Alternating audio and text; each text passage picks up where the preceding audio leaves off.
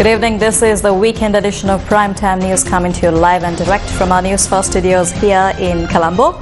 Bringing you the news, I'm Mariam Ganavijaya. We start off with a look at your headlines for tonight. Newsfirst headlines. Main sponsor. A trusted place for your fixed deposit. Valuable FD, a symbol of stability. 5 dead, 50 plus injured in accidents over past 24 hours. Fitch upgrades Sri Lanka to CCC+.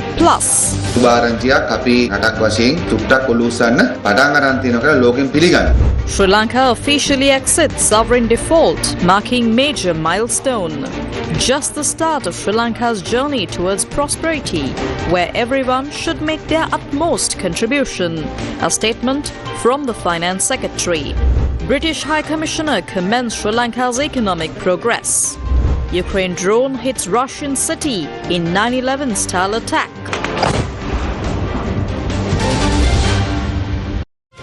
Newsfirst headlines. Main sponsor. A trusted place for your fixed deposit. Valuable FD, a symbol of stability. In your top story tonight, 5 people have died and 56 others have been injured in a series of road accidents across Sri Lanka in the past 24-hour window. The deadliest crash occurred in Hatton, where a private bus fell into a 20-foot precipice. 3 people died in the accident, while 46 others were injured. The accident occurred when a private bus travelling from Hatton to Kandy fell into a 20-foot precipice. The accident was reported this morning.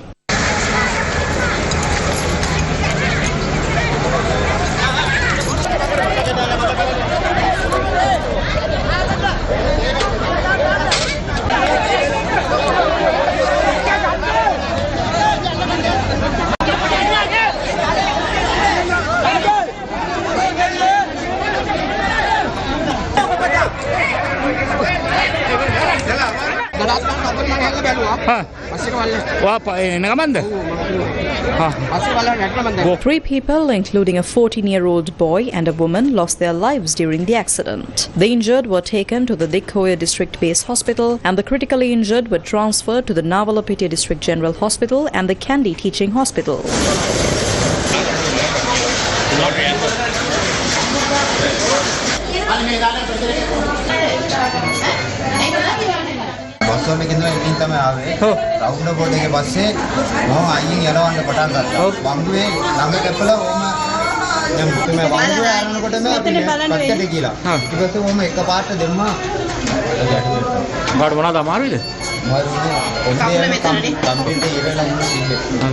A bus crashed into a tree in Kadugannava this evening, injuring 10 people. Police said an SLTV bus travelling from Colombo to Theldenia was involved in the accident near the Captain Dawson Tower in Kadugannava. Newsfirst correspondent reported that around 60 passengers were on board. 2 of them are reported to be in critical condition. Another crash occurred on the Southern Expressway between Babegama and Pinadua, killing 2 people and injuring 6 others. The accident was reported at about 1 a.m. today. A van carrying a group of guests returning home after a wedding collided with a lorry. Police believe the van driver had fallen asleep. The victims were a 64-year-old man and a 75-year-old woman. Several passengers are currently receiving treatment at the Galle Karapitiya Hospital. Both drivers were arrested. The van driver has been remanded until the 30th of December. An accident was reported along the Madampe Kuliapitiya road last night. A 47-year-old man was killed when his motorcycle collided with a bus.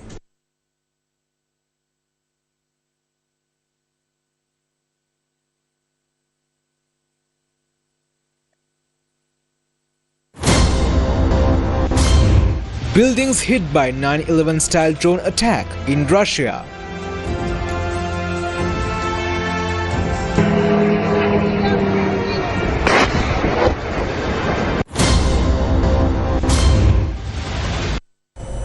In news-making headlines tonight from the economic front, Fitch Ratings has upgraded Sri Lanka's long-term foreign currency issuer default rating. Fitch Ratings has upgraded Sri Lanka's long-term foreign currency issuer default rating to CCC Plus from restricted default. Fitch typically does not assign an outlook to sovereigns with a rating of CCC Plus or below. Fitch has also upgraded the local currency IDR to CCC Plus from CCC Minus to align with the long-term foreign currency IDR, as the risk of another default on local currency debt has been reduced by the completion of the international sovereign bond restructuring and an improved outlook for macroeconomic indicators. Key factors for the upgrade include Sri Lanka's successful debt restructuring, progress in fiscal reforms and economic recovery. What is Fitch Ratings and why is it important for Sri Lanka and its people? Fitch Ratings, along with S&P Global Ratings and Moody's, are the financial heavyweights that determine a country's creditworthiness. A higher rating means lower borrowing costs and a vote of confidence in a nation's financial stability. A lower rating signals risk and financial trouble. Sri Lanka's rating is in the spotlight after an important upgrade by Fitch Ratings. But why does it matter? Over the past 2 decades, Sri Lanka's financial management faltered, sending its credit ratings into a downward spiral. Here is a breakdown. In 2005, Fitch rated Sri Lanka BB-. By 2008, S&P dropped it to B.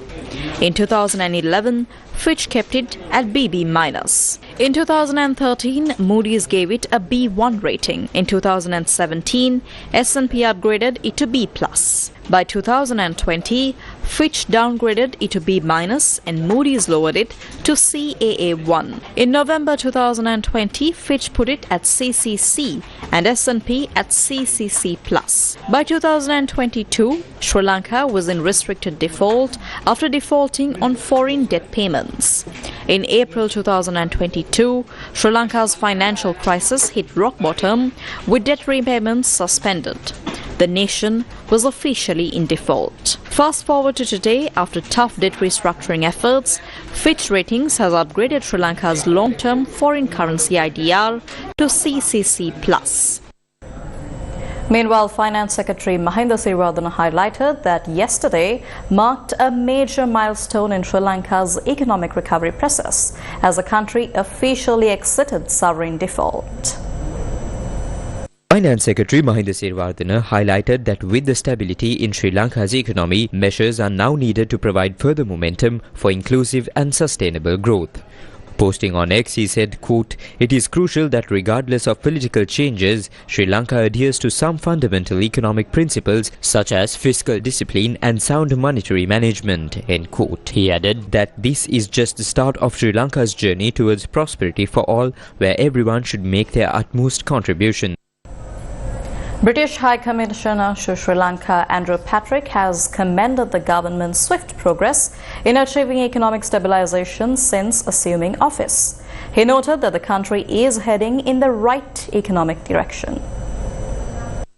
Speaking at a meeting with Deputy Minister of Finance and Planning Dr. Harshana Surya Perumal at the Ministry of Finance, the British High Commissioner to Sri Lanka Andrew Patrick discussed the current economic situation and future plans. Dr. Harshana Surya Perumal provided detailed clarifications on Sri Lanka's economic plans. The High Commissioner expressed readiness to enhance exports of Sri Lankan goods, particularly organic agricultural produce, apparel and natural cosmetics to the UK market.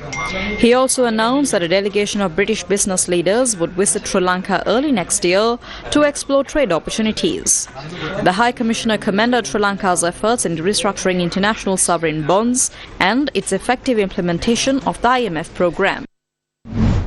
Vice Chairperson of the National Committee of the Chinese People's Political Consultative Conference, King Boyong, called on Speaker Dr. Jagat Vikramaratne at the Parliament premises. Speaker Dr. Jagat Vikramaratne emphasized the importance of further strengthening bilateral ties, particularly in areas such as parliamentary cooperation, sustainable development, trade, agriculture, industries and multilateral engagements. During the meeting, he also expressed his sincere gratitude to the Chinese government for its generous support in providing school uniforms for students in Sri Lanka for the year 2025. He further commended China's significant assistance during Sri Lanka's recent economic challenges, underscoring the enduring friendship between the two nations. King Boyong reaffirmed China's commitment to supporting Sri Lanka's new government in achieving its economic and social development objectives. She also reiterated China's readiness to deepen bilateral cooperation in key sectors to promote mutual growth and prosperity. Minister of Transport, Highways, Ports and Civil Aviation Bimal Ratnaik emphasized that Sri Lanka can achieve significant economic growth if it works collectively and upholds integrity free from fraud and corruption. A ceremony was held today in Colombo to award scholarships to the children of port workers who have entered universities, chaired by Minister of Transport, Highways, Ports and Civil Aviation, Bimal Ratnaik. It was organized by the Port Authority Employees Cooperative Banking Society. These scholarships are a way to empower the talented children of port workers, helping them pursue higher education. Wasn't 16 million rupees of this commission, but wasn't it collected? Do you understand why that is?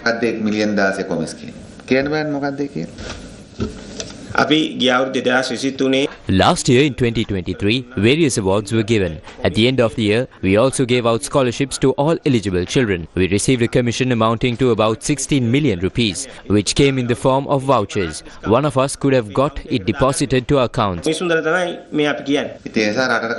What we need to do as a nation is what the Port Authority Employees Cooperative Banking Society has been doing.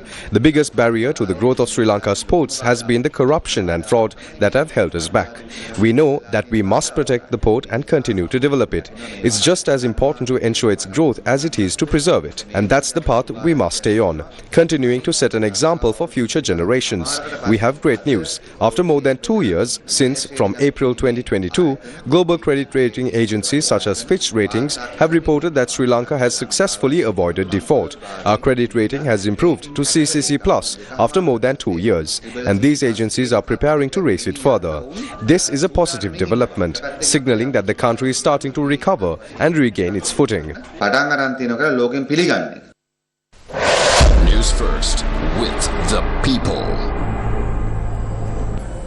Samagi Janabalawege MP Nalin Bandara has criticized the government's inability to effectively manage the provision of essential food items to the public.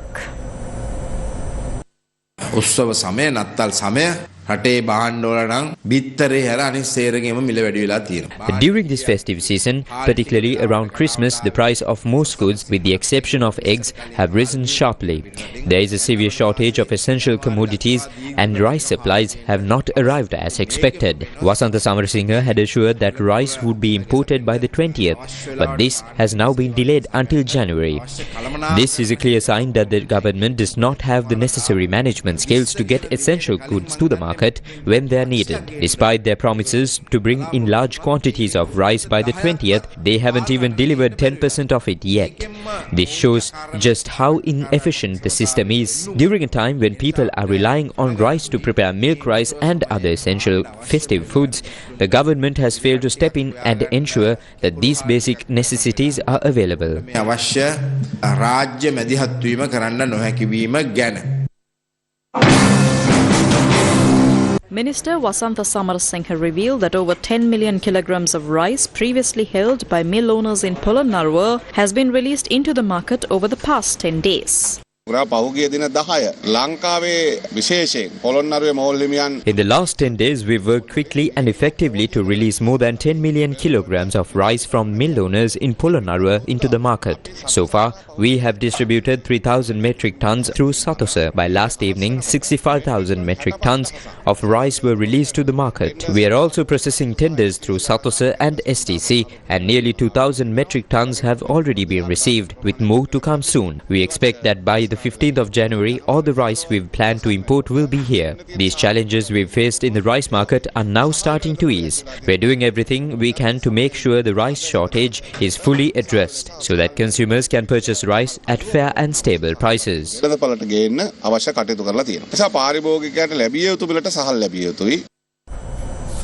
Well, with only a few days left until Christmas and the New Year, Sri Lanka police have deployed around 40,000 officers to ensure the safety and security of the people during this festive season.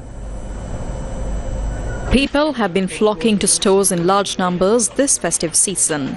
According to the PETA Traders Association, the crowds in PETA are noticeably larger than usual, with many people coming to shop and head home for the holidays. The PETA Traders Association and the police held a media briefing today to update the public on the safety measures in place to ensure everyone's well-being during this busy time.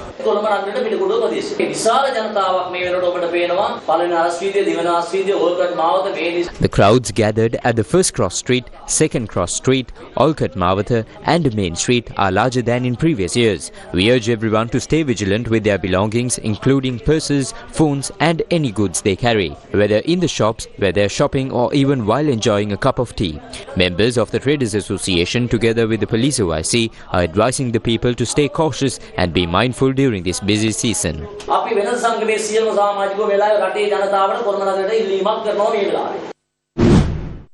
Police have called for public cooperation in ensuring safety during the festive season as extensive security measures are being implemented. As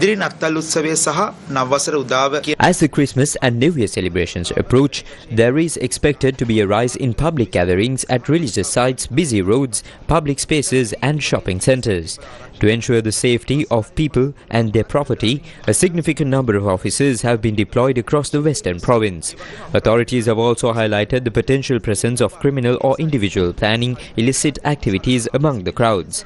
To address this, a substantial number of officers in civil clothing will be actively monitoring these areas to identify and prevent any threats. The police are urging the public to assist in the success of these security operations. If you notice any unfamiliar individuals or suspicious activity in your vicinity, you are encouraged to report them to the nearest police station.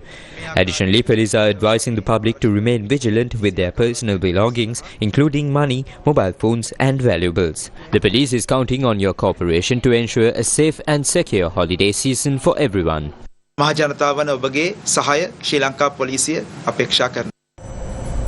we're crossing over to a short commercial break. Stay with Newsfirst. We will be right back. A trusted place for your fixed deposit. Valuable FD. Legends 966. Colombo's greatest hits. In more local news, the Public Utilities Commission of Sri Lanka will begin its oral public consultations on the electricity tariff revision proposal next week. The Public Utilities Commission of Sri Lanka will begin its oral public consultations on the electricity tariff revision proposal starting 27th of December. These consultations will be held across all 9 provinces of Sri Lanka. The first consultation will take place in Kandy for the Central Province on the 27th of December. Subsequent consultations include Uva Province the 31st of December in Monaragala, Sabaragamu Province the 3rd of January in Ratnapura, North Central Province the 5th of January in Anuradhapura, Northern Province the 6th of January in Jaffna, Eastern Province the 8th of January in Batiklo, Western Province the 10th of January in Colombo. The PUCSL's draft proposal suggests an approximately 11% reduction in electricity tariffs. However, the Ceylon Electricity Board has countered with a proposal to maintain the current tariff rates unchanged for the first 6 months of 2025. Robberies at night in Chandrika Kumarathunga Mawatha in Malabe are causing worry for both residents and people passing through.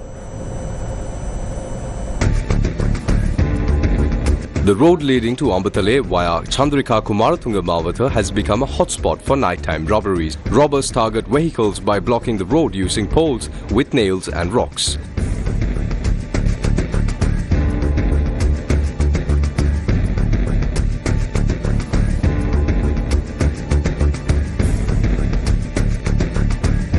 Residents and travellers along the road said that robberies are occurring in several locations, heightening fears for their safety.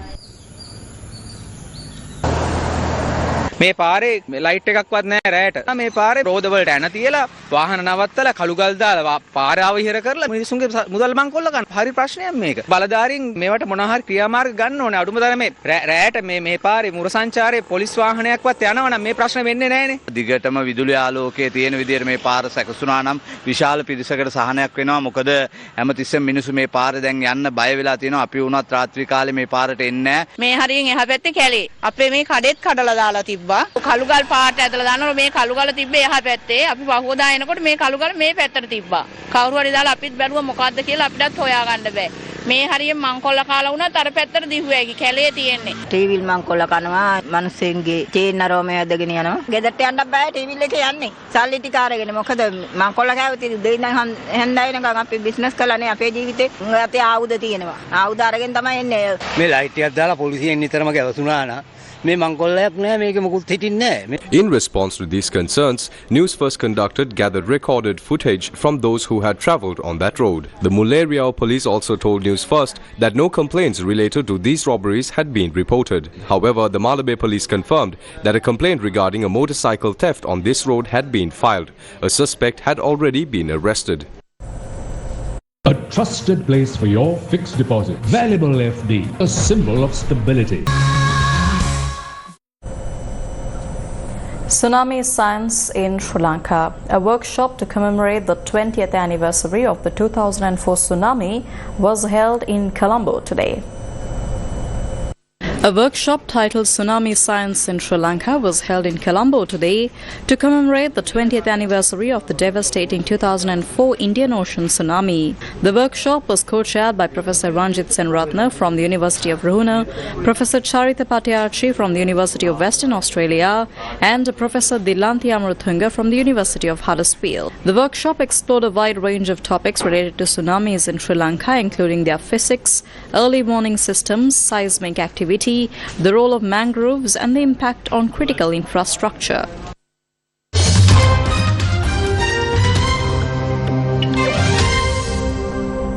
In some news making global headlines tonight, Ukraine's 8 drone attacks hit Kazan, Russia, causing damage to residential buildings. The attacks, which Ukraine didn't acknowledge in keeping with its security policy, comes after a Ukrainian attack on a town in Russia's Kursk border region. Ukrainian drones attacked the Russian city of Kazan. Russian state news agencies reported the drone attack on a residential complex in Kazan, a city some 800 kilometers east of Moscow. The mayor of Kazan said that all planned mass events in the city would be cancelled over the weekend and that authorities would offer temporary accommodations to evacuees. The Kazan airport temporarily halted flight arrivals and departures. The government also introduced temporary restrictions at 2 other airports in Ishevsk, a smaller city northeast of Kazan, and in Saratov, which lies some 650 kilometers south of Kazan.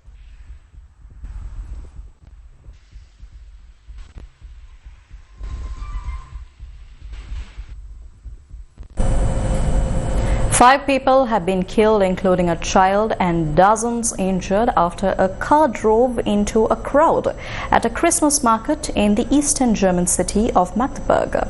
In a statement, authorities said over 200 people had been injured. Among them, 41 are critically injured and 90 seriously injured.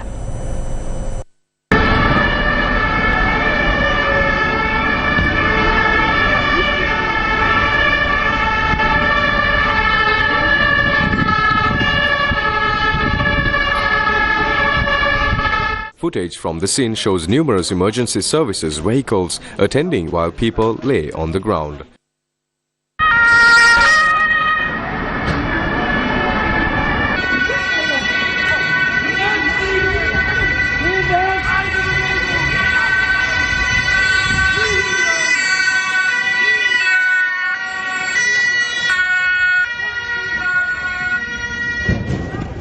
City officials said around 100 police, medics and firefighters as well as 50 rescue service personnel rushed to the scene. The suspect, who has been arrested, was a 50-year-old Saudi citizen who arrived in Germany in 2006 and had worked as a doctor.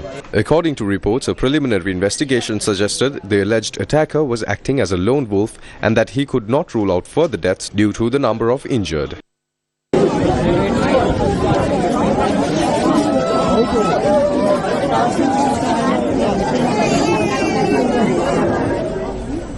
The US Senate has voted to pass a budget deal to avert what would be the first federal government shutdown since 2019, only hours after the lower house of representatives approved the same legislation. The budget deal was passed shortly after midnight deadline with an overwhelming margin of 85 to 11. The bill does not include a demand from President-elect Donald Trump that lawmakers increase how much money the federal government can borrow, showing the limits of his ability to command lawmakers from his own party. The bill now goes to President Joe Biden to be signed into law. The Senate voted with most Democrats and Republicans supporting the measure. Without a funding deal, millions of federal employees would have ended up either on temporary unpaid leave or left working without pay. A shutdown would close or severely reduce operations for public services like parks, food assistance programs and federally funded preschools, as well as limit assistance to aid reliant farmers and people recovering from natural disasters. The last government shutdown was during Trump's first term in 2019 and lasted 35 days, the longest in US history.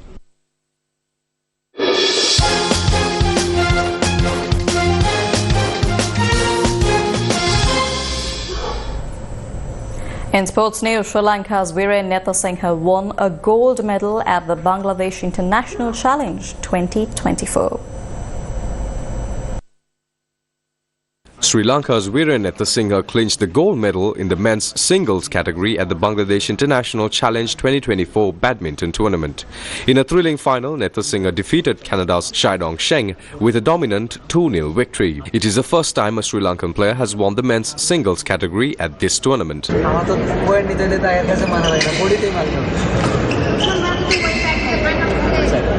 Nice.